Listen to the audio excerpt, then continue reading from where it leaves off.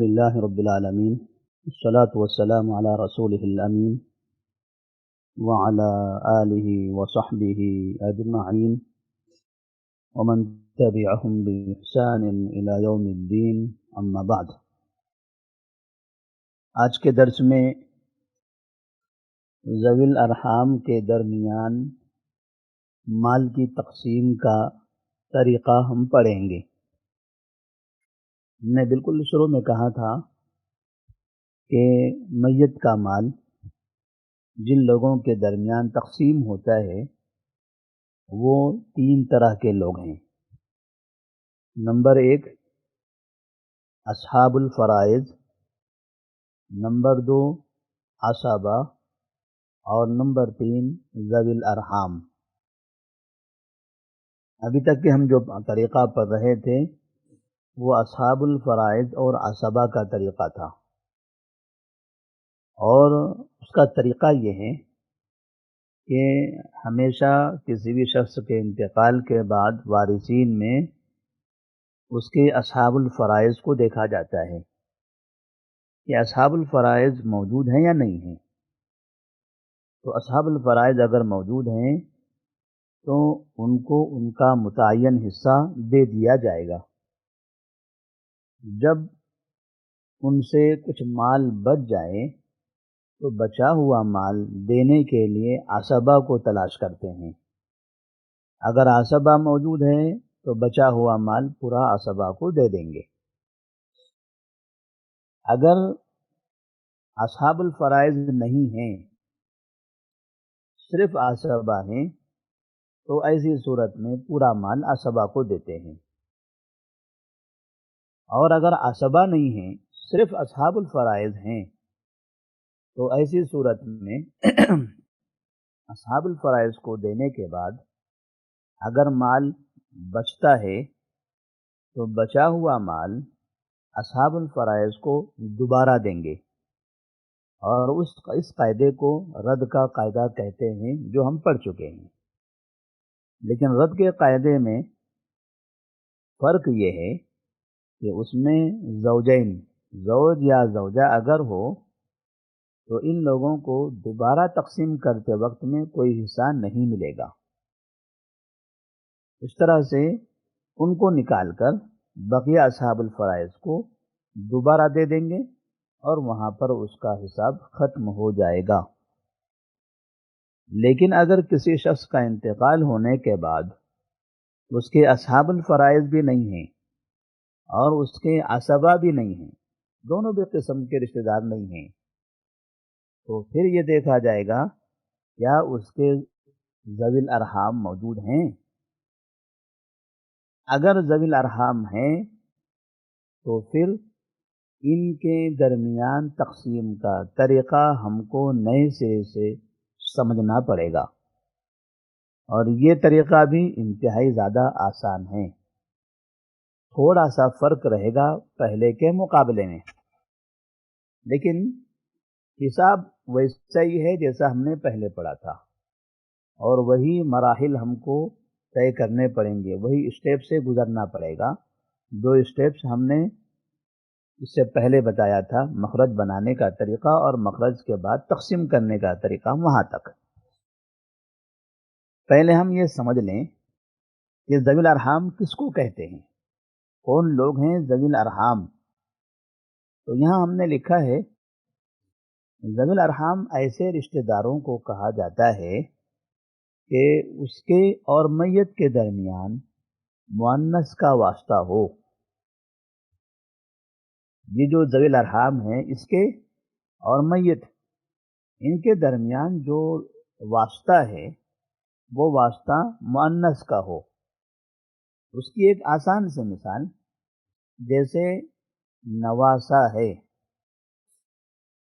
نواسہ، ایک شخص کا انتقال ہوا اور وارثین میں اس کا نواسہ زندہ ہے، باقی اصحاب الفرائض اور عصبہ نہیں ہیں، تو نواسہ اور میت کے درمیان واسطہ اگر ہم دیکھتے ہیں تو وہ واسطہ ایک مؤنث کا ہے۔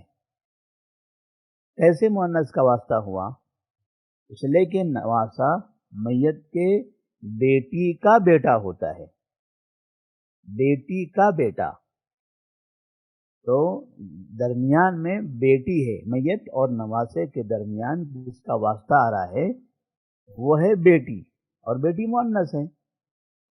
اسی طرح نواسی اگر کہیں گے ہم تو نواسی کون ہوتی ہے؟ بیٹی کی بیٹی۔ اور ماموں ہیں، ماموں یہ ذوی الارحام میں آتے ہیں۔ ماموں کو حصہ کب ملتا ہے؟ جب اصحاب الفرائض نہ ہوں اور عصبہ بھی نہ ہوں، تب ذوی الارحام کو ماموں کو حصہ ملے گا۔ ماموں یہ کون ہے؟ میت کا ماموں، ایک شخص کا انتقال ہوا، اس کا ماموں زندہ ہے، لیکن میت اور ماموں کے درمیان ڈائریکٹ رشتہ نہیں ہے، بلکہ کسی ایک کے واسطے سے ہے۔ ماموں کون ہوتا ہے؟ ماموں ہوتا ہے ماں کا بھائی، مطلب یہ ہوا کہ درمیان میں ماں واسطہ ہے، ماں کے ذریعے اس کا بھائی ہمارا ماموں ہوا یا میت کا ماموں ہوا، تو درمیان میں واسطہ ماں کا ہوا، اور ماں کیا ہے؟ مؤنث ہے۔ تو میت اور وارث کے درمیان اگر مؤنث کا واسطہ ہو تو اس کو ہم کہتے ہیں ذوی الارحام۔ اب اس طریقے سے آپ جتنے بھی رشتہ دار ہیں ان کو ٹٹول سکتے ہیں، آپ کو اس قاعدے کے حساب سے سمجھنے میں آسانی ہو جائے گی۔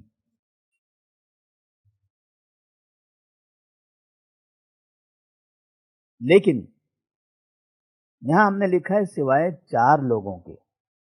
قاعدہ تو ہم نے یہ بتا دیا، ذوی الارحام کس کو کہتے ہیں؟ میت اور وارث کے درمیان مؤنث کا واسطہ ہو، لیکن اس میں 4 لوگ مستثنی ہیں۔ 4 لوگوں میں سے پہلا ہے نانی، اور دوسرا ہے اخت لام۔ نانی ام الام ہے، نانی اور میت اس کے درمیان ماں کا واسطہ ہوتا ہے۔ نانی کون ہوتی ہے؟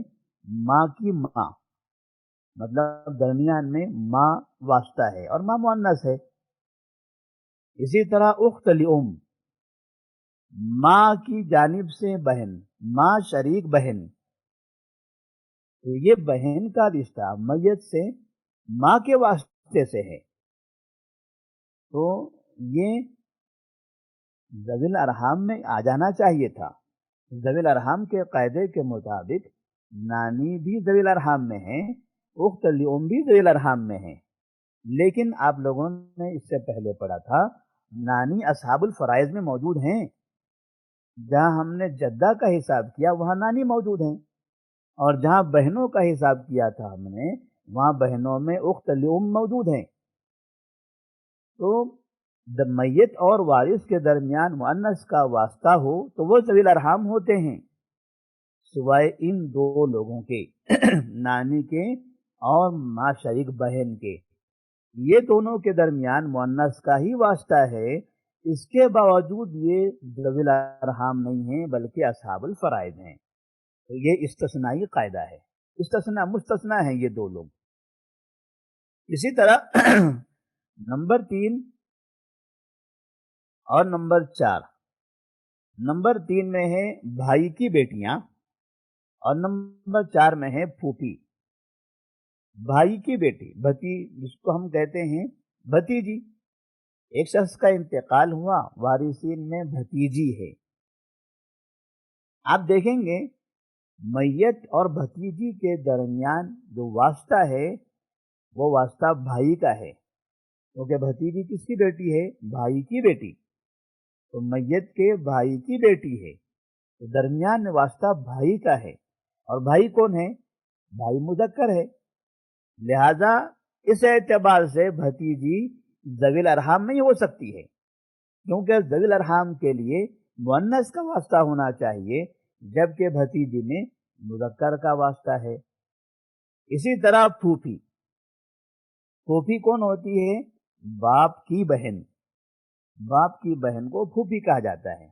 میت کا پھوپھی سے جو رشتہ ہے وہ باپ کے واسطے سے ہے، اور बाप क्या है, मुज़क्कर। लिहाजा ज़विल अरहम के कायदे के हिसाब से फूफी ज़विल अरहम में नहीं हो सकती, क्योंकि ज़विल अरहम के लिए मुअन्नस का वास्ता होना ज़रूरी है। लेकिन इसके बावजूद ये भतीजी और फूफी ये दोनों ज़विल अरहम में शुमार किए जाते हैं।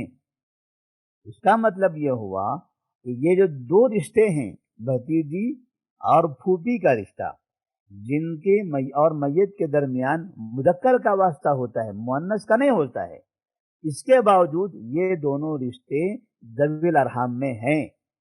और ऊपर नानी और माँ शरीक बहन वो हकीकत में कायदे के हिसाब से ज़विल अरहम में होते हैं, लेकिन उनको असहाबुल फराइज़ में शुमार कर लिया गया। मतलब ये हुआ कि ज़विल अरहम के दो रिश्ते ज़विल अरहम से निकाल कर असहाबुल फराइज़ में भेज दिए गए, नानी और माँ शरीक बहन, और दो रिश्ते जो ज़विल अरहम में नहीं होना चाहिए था उन लोगों को ज़विल अरहम में दाखिल कर दिया गया, और वो है भतीजी और फूफी। तो इस तरह से दो रिश्ते यहाँ से उधर चले गए और दो रिश्ते उधर से इधर आ गए। तो ये इस्तिस्नाई कायदा है, इसको आप समझ लीजिए कि नानी और उख्तल-उम ये ज़विल अरहम में नहीं होगी, भतीजी और फूफी ज़विल अरहम में होगी। इसके अलावा यानी भतीजी और फूफी के अलावा बकिया जितने भी रिश्तेदार हैं वो तमाम रिश्तेदारों में मुअन्नस का वास्ता होना ज़रूरी है, तभी जाकर वो ज़विल अरहम में शुमार किए जाएंगे। ज़विल अरहम में जो तक़सीम का तरीक़ा है, उस तक़सीम के तरीक़े को कहते हैं तरीक़े तंज़ील। इसमें एक से ज़ायद तरीक़े हैं इनका हिसाब करने के। उन तरीक़ों में से हमने एक ही तरीक़ा अपनाया है जो आपको हम बता रहे हैं, और यही तरीक़ा सबसे आसान, सबसे अच्छा और ज़्यादा राजिह तरीक़ा है। उलमा ने इसी तरीक़े को राजिह बताया है। एक तरीक़ा आप समझ जाते हैं तो ऐसी सूरत में ज़विल अरहम के दरमियान माल की तक़सीम का मसला आपका हल हो जाता है। वो तरीक़ा क्या है? वो तरीक़े को कहते हैं तरीक़े तंज़ील। तंज़ील के नाम से ये तरीक़ा मशहूर है मीरास की किताबों में। तरीक़े तंज़ील में होता क्या है, ज़विल अरहम को वास्ते के कायम मकाम बनाकर माल तक़सीम किया जाता है। जैसे हमने अभी बताया आपको वास्ता, तो हमेशा वारिस को वास्ते के कायम मकाम रखा जाता है। अब यहाँ आपको उतना समझ में नहीं आएगा, हम मिसाल में चले जाएंगे तो इंशाअल्लाह वहाँ आपके लिए समझना आसान हो जाएगा। दूसरी चीज़, ज़विल अरहम में मुज़क्कर और मुअन्नस इन दोनों का हिस्सा बराबर बराबर होता है। असहाबुल फराइज़ में हमने देखा था लिज़्ज़करि मिस्लु हज़्ज़िल उनसयैन का कायदा चलता था, बेटी बेटा, पोती पोता, भाई बहन, इन लोगों के दरमियान ज़विल अरहम लिज़्ज़करि मिस्लु हज़्ज़िल उनसयैन का कायदा था, लेकिन वो कायदा ज़विल अरहम में नहीं चलेगा। ज़विल अरहम में मुज़क्कर हो या मुअन्नस सबको बराबर मिलेगा। एक हिस्सा मुज़क्कर को तो एक हिस्सा मुअन्नस को, दो हिस्सा मुज़क्कर को तो दो हिस्सा मुअन्नस को, इस तरह से ज़विल अरहम का कायदा है।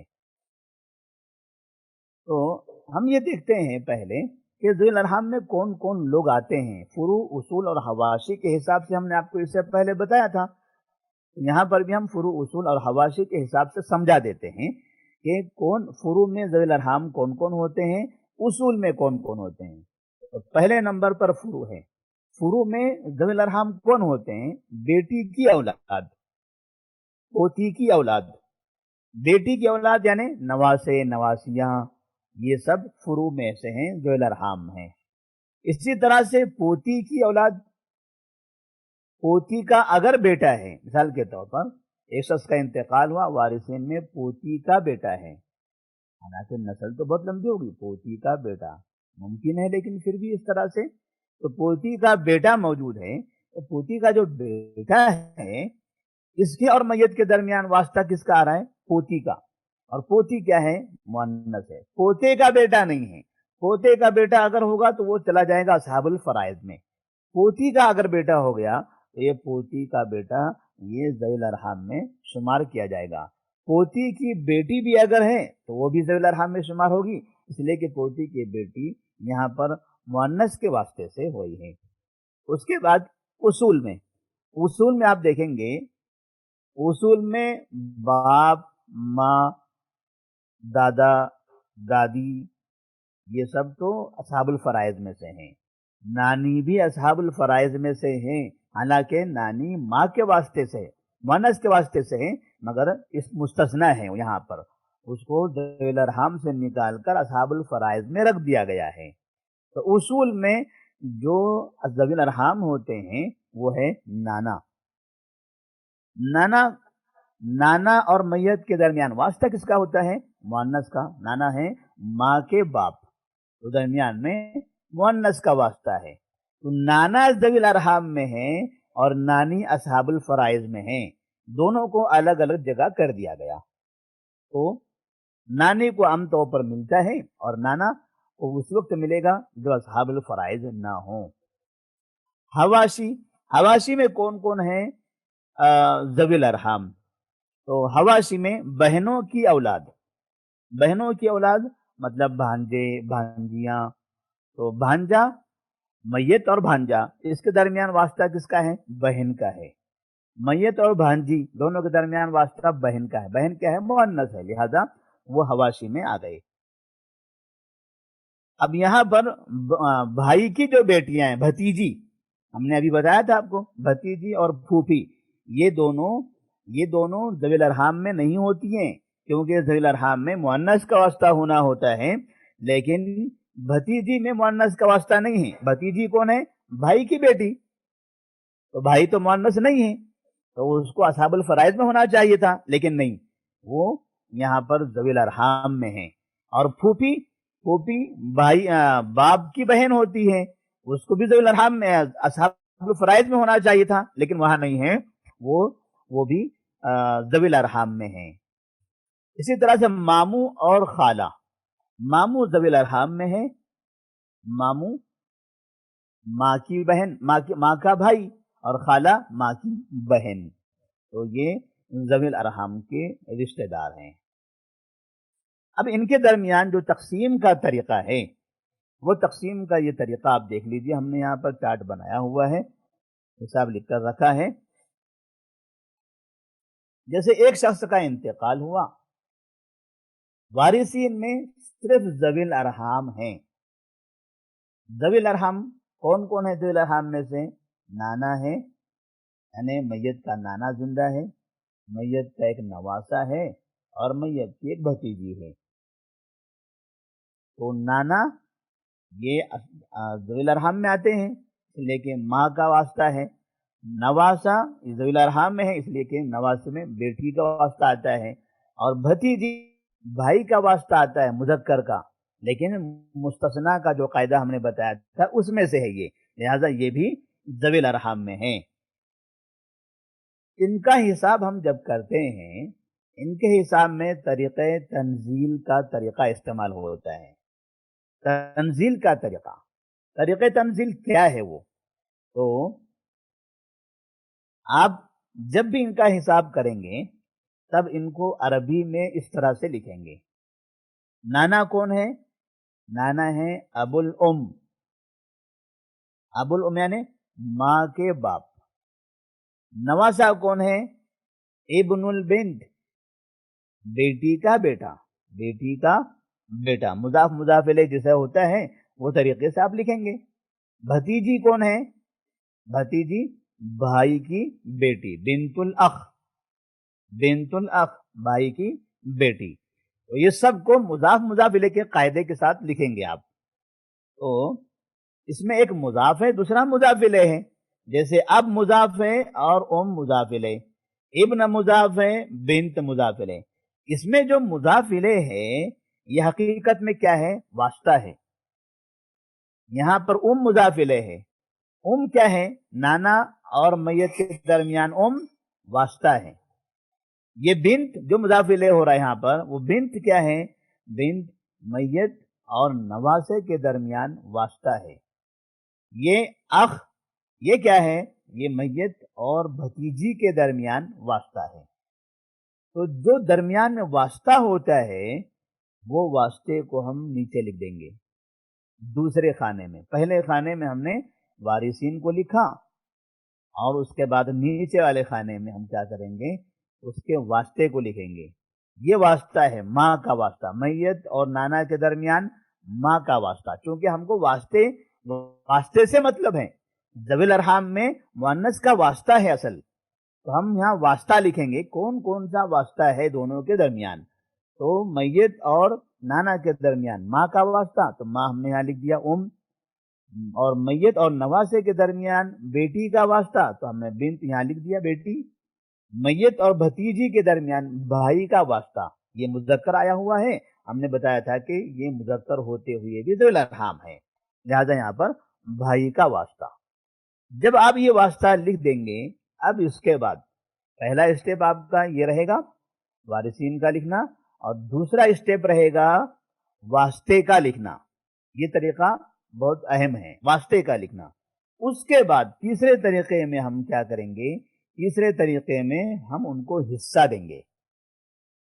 ان کے درمیان جب وارثین کو لکھتے ہیں تو بعد میں کیا کرتے ہیں، ہم ان کے درمیان حصہ تقسیم کرتے ہیں. کیسے تقسیم کریں گے حصہ؟ نانا کو کیا دیں گے، نواسے کو کیا دیں گے، بھتیجے کو کیا دیں گے؟ کیا ان کے احوال ہم کو نئے سرے سے یاد کرنے پڑیں گے؟ پہلے سے 12 احوال تھے، وہی زیادہ مشکل ہو رہے تھے. اب یہ الگ سے ذوی الارحام کے احوال یاد کریں گے؟ نہیں، آپ کو ذوی الارحام کے احوال یاد کرنے کی ضرورت نہیں ہے. ذوی الارحام میں وہی احوال چلتے ہیں جو احوال اصحاب الفرائض میں ہیں. مثال کے طور پر کیسے ہیں وہ؟ جیسے یہاں پر آپ دیکھ رہے ہیں بنت اخ، آپ نے یہ واسطوں کو لکھا ہے. اب جب حصے دیں گے آپ، یہ اوپر نہیں دیکھیں گے. حصے دیتے وقت میں یہ واسطوں کو دیکھیں گے. جیسے یہ واسطے میں کیا ہے، ہے. بنت کی موجودگی میں کو کیا ملتا ہے؟ تو بنت کی موجودگی میں کو ملتا ہے سدس. ہم یہاں لکھ دیں گے سدس. بنت اکیلی ہو تو اسے کیا ملتا ہے؟ بنت اکیلی ہو تو اس کو ملتا ہے نصف. اور بھائی کون ہوتا ہے؟ اسباب نفس ہی میں سے ہے، ابن، اب، اخ، عم، یہ سب واسطے ہیں. اب آپ کو واسطے کے حساب سے ان کا حصہ لکھنا ہے، تو یہاں پر آپ لکھ دیں گے اسباب نفس ہی. اس کے بعد آپ دیکھیں گے یہاں اصحاب الفرائض کتنے ہیں؟ 2 ہیں. سدس، یہ فروض مقدرہ کتنے ہیں؟ 2 ہیں، سدس اور نصف. تو اس میں فریق اول کا نصف ہے، فریق ثانی کا سدس ہے. فریق اول کے نصف کو 3 سے ضرب دیں گے 2 تیا 6، 2 تیا 6 بن گیا. اب اس کے بعد یہاں پر آپ کو تقسیم کرنا ہے،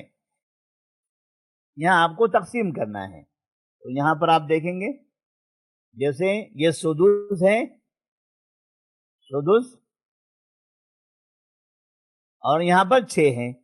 سدس کے ذریعے 6 کو اگر تقسیم کرتے تو 6 ایک 6، پھر یہ نصف ہے، نصف کا مطلب 2. 2 سے اگر تقسیم کرتے ہیں 2 ایک 2، 2 دو 4، 2 تیا 6، 3 اور 1 4 ہو گیا، اور باقی بچا 2. یہاں پر مل گیا ان کو 2.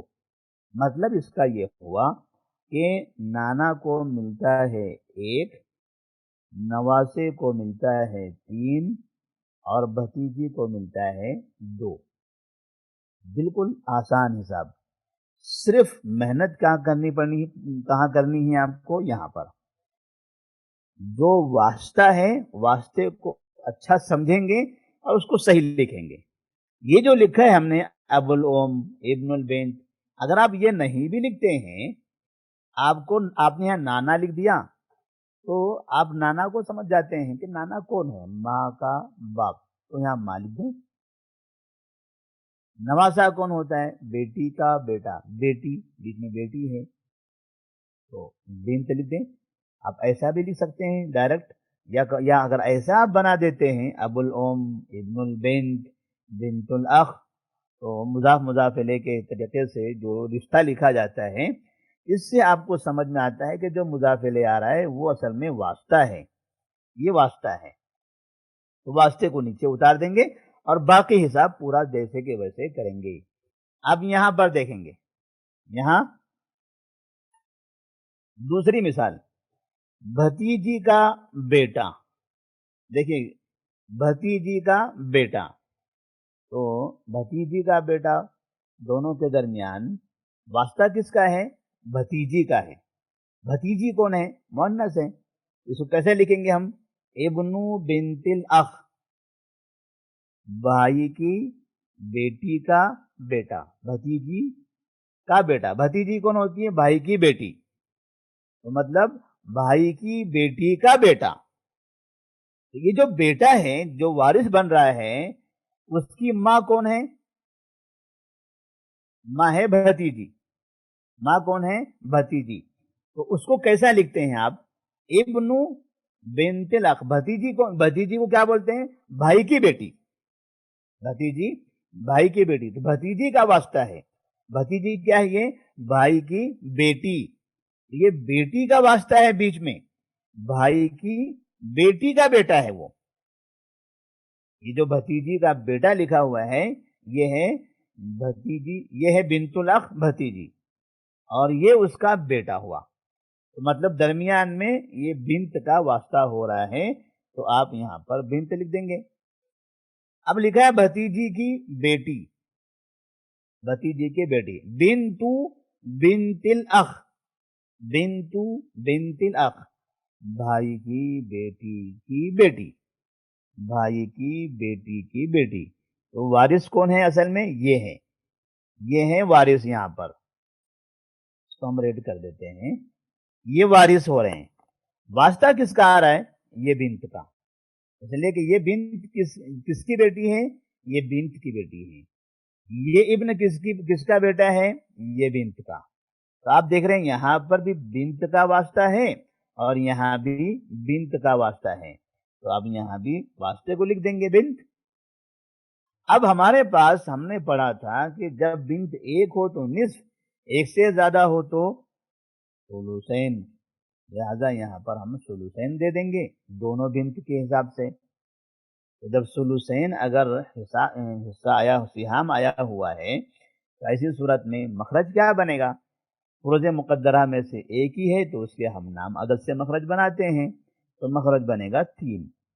مخرج بنا 3. ثلثین کا مخرج ہوتا ہے 3. 3 میں سے ثلثین دینا ہے، یعنی 2 مرتبہ 1/3 1/3. تو ہم اس کو کہیں گے 3 ایکا 3 جمع 3 ایکا 3. ثلثین یعنی 2 مرتبہ تہائی. تو 3 ایکا 3 3 ایکا 3 دیں گے تو کتنا ہوتا ہے؟ 2 ہو جاتا ہے. یہ تو 2 مخرج ہے 3، سہام ہے 2.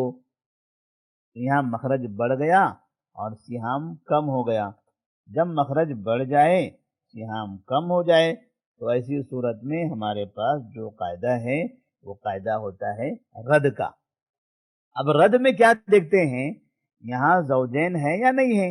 نہیں ہے. تو زوجین نہیں ہے تو رد بہت آسان ہے. جتنا یہاں لکھا ہوا ہے جو سہام ہے اتنا اوپر لکھ دیں گے، حساب ختم ہو گیا. یہ ہے ذوی الارحام کے حساب کرنے کا طریقہ. تو ذوی الارحام کے درمیان میت کے مال کی تقسیم کے طریقے کے بعد ابھی ہم ایک نیا حساب پڑھیں گے، تخارج. تخارج یہ کسی میں بھی ہو سکتا ہے، اصحاب الفرائض عصبہ میں بھی ہو سکتا ہے اور تخارج ذوی الارحام میں بھی ہو سکتا ہے. تخارج کس کو کہتے ہیں اصل میں؟ تخارج خراج یخرجو سے ہے، جس کا معنی ہوتا ہے کہ آپس میں بات چیت کر کے اپنے حصے سے دستبردار ہو جانا. کوئی وارث یہ کہے کہ مجھے میت کے مال میں سے کوئی حصہ نہیں چاہیے، میرے پاس بہت ہے. باقی وارثین موجود ہیں. ایک وارث کوئی کہہ دے کہ مجھے اس میں سے حصہ نہیں چاہیے، آپ لوگ لے لو. تو یہ جو کہتا ہے کہ مجھے نہیں چاہیے اس کے اس کام کو کہتے ہیں تخارج، کیونکہ وہ اپنے حصے سے دستبردار ہو رہا ہے. اور یہ جو شخص ہے جو تخارج اختیار کر رہا ہے اس کو کہتے ہیں متخارج، یعنی دستبردار ہونے والا. تو اس کا طریقہ کیا ہے؟ بہت ہی سمپل، بہت ہی آسان طریقہ. وہ کیا ہے؟ متخارج کو تقسیم میں شامل کر کے خارج کر دیں گے. حساب ہمارے پاس وہی ہے جو ہم نے شروع میں پڑھا تھا. اصحاب الفرائض یہ وارثین کو لکھنا ہے، ان کے بعد ان کے حصے دینے ہیں، پھر مخرج بنانا ہے اور مخرج سے ان کے مال کی تقسیم کر دینی ہے. بس وہی حساب یہاں پر بھی ہوگا. صرف ایک چھوٹا سا قاعدہ آپ سمجھ جائیں گے تو آپ کے لیے یہ آسان ہو جائے گا. دیکھیے ہم یہاں پر بنا دیتے ہیں. ایک شخص کا انتقال ہوا، وارثین میں زوج ہے، عم ہے اور ام ہے. میت کے وارثین میں زوج، عم، ام، یہ تینوں کے درمیان مال کی تقسیم کرنی تھی. زوج، اب یہ جو مرنے والے کون ہوں گے؟ تب یہ بیوی ہے، یہ شوہر ہے تو یہ اس کی بیوی ہے. اب یہ میت کے چچا ہیں، یہ میت کی ماں ہے. زوج یہ کہہ دے کہ مجھے بیوی کا جو مال ہے اس مال میں سے مجھے کوئی حصہ نہیں چاہیے، اور باقی جو دوسرے جو دو لوگ ہیں عم اور ام، وہ کہتے ہیں ہم لیں گے، ہم ان کے حقدار ہیں، حصے دار ہیں، ہم لے لیں گے. زوج کہتا ہے کہ مجھے نہیں چاہیے، ہم تین لوگ ہیں، تین میں سے میں ہٹ جاتا ہوں درمیان میں سے، آپ دونوں لے لیجئے، میت کے چچا اور میت کی ماں. ٹھیک ہے؟ تو اگر زوج یہ کہہ دے کہ مجھے نہیں چاہیے تو ہم اس کو ختم نہیں کریں گے. ایسا یہ نہیں کہیں گے کہ ٹھیک ہے وہ نکل گیا اب یہ دو کے درمیان تقسیم کرتے ہیں. نہیں، اگر ایسا ہم نے کیا تو پورا حساب غلط ہو جائے گا. اس کو نکال کر حساب نہیں کرنا ہے.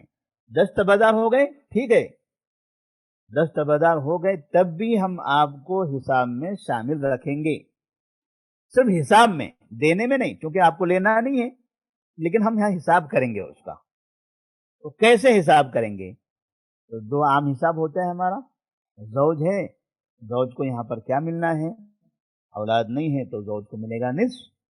ام ہے، ام کو کیا ملنا ہے؟ اولاد بھی نہیں ہے، دو یا دو سے زیادہ بھائی بہن بھی نہیں ہے، تو ایسی صورت میں ام کو ملے گا ثلث کل، اور عم عصبہ بنفسہ میں سے ہے تو اس کو ملے گا عصبہ بنفسہ. اب ہم دیکھ رہے ہیں یہاں پر ثلث اور نصف یہ دو ہیں فروض مقدرہ. اب اس میں سے فریق اول سے ہے نصف، تو نصف کو ہم 3 سے ضرب دیں گے، 2 یا 6، تو اس کے بعد تقسیم کر دیں گے. نصف کا مطلب 2، 2 یا 6، اور یہاں پر 3 دونی 6، اور یہ 2 اور 3، 2 اور 3 5 ہو گئے، اور بچ گیا کتنا؟ 1. یہ حساب ہوا.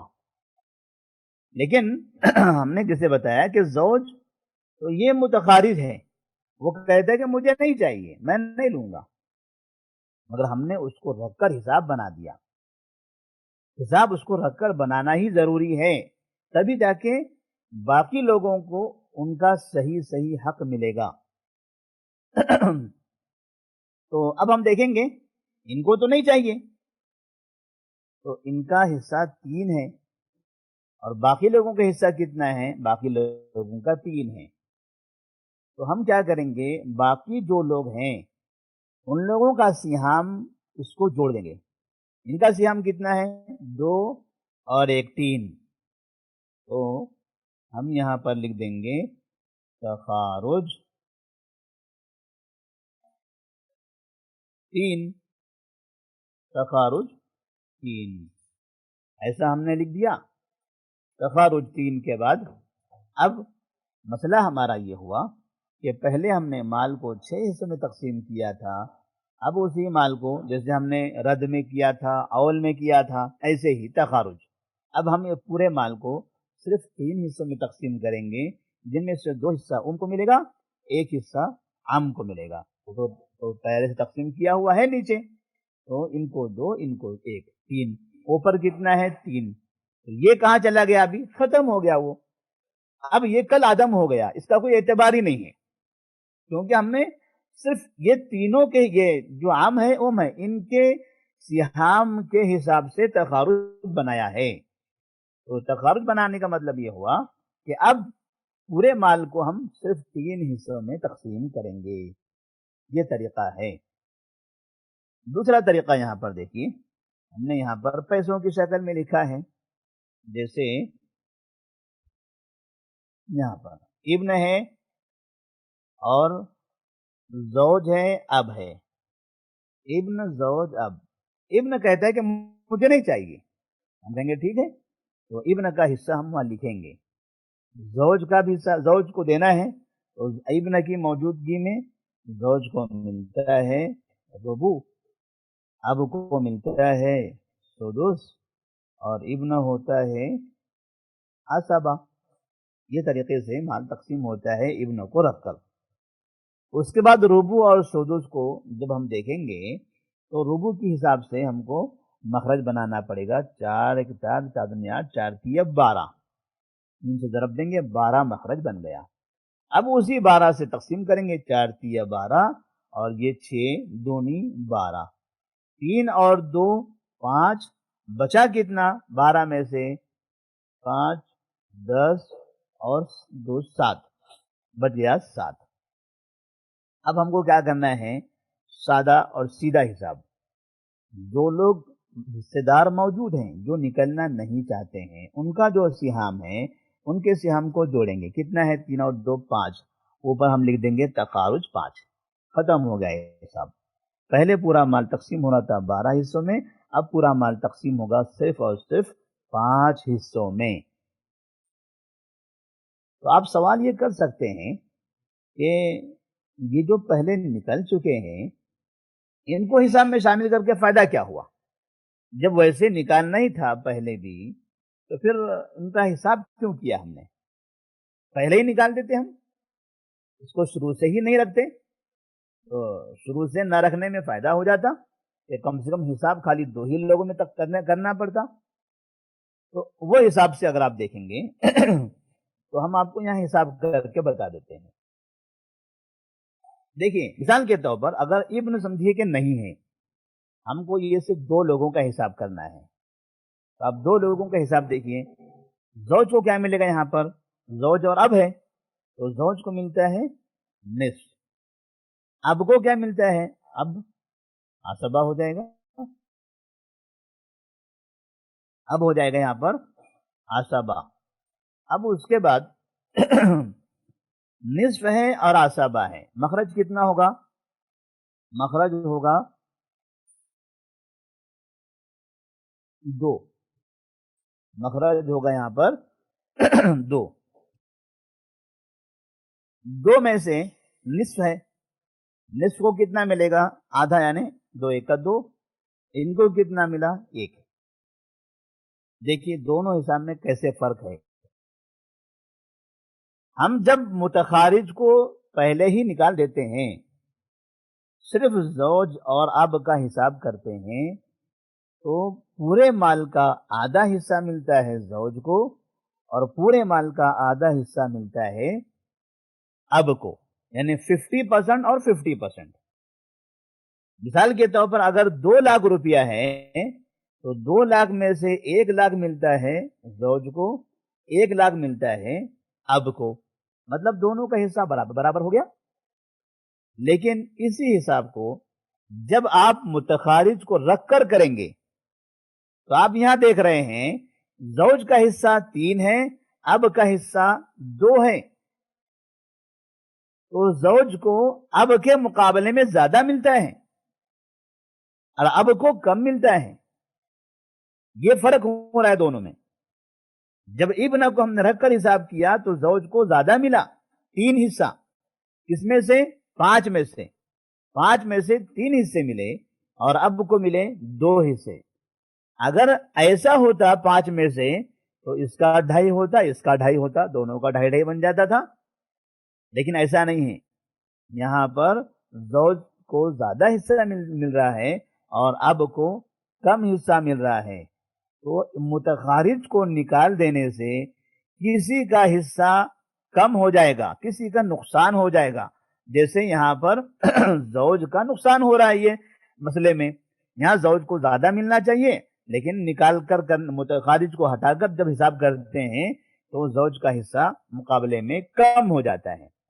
اب کوئی حصہ جو کم ملنا چاہیے تھا، متخارج کو ہٹا کر کریں گے تو اب کو حصہ زیادہ ملتا ہے، تو ایک کا حق مارا جاتا ہے، دوسرے کو حق زیادہ ملتا ہے، یعنی نہ حق مل جاتا ہے۔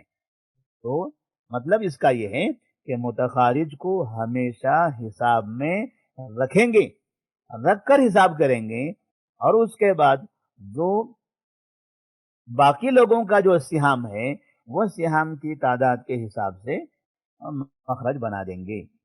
یہ طریقہ ہوا۔